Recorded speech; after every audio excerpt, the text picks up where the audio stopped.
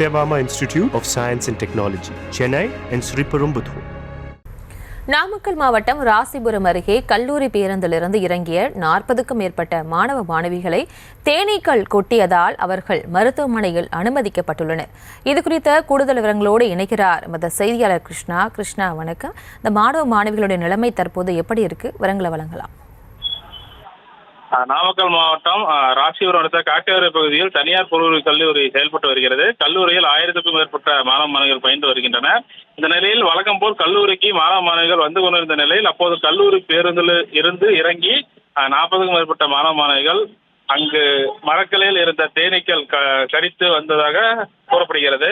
பின்னர் மாணவ மாணவிகள் அரள சத்தம் கேட்டு கல்லூரி நிர்வாகம் உடனடியாக மீட்டு சிகிச்சைக்காக ராசிபுரம் அரசு மருத்துவமனையில் அனுமதிப்பட்டு சிகிச்சை பெற்று வருகின்றனர்.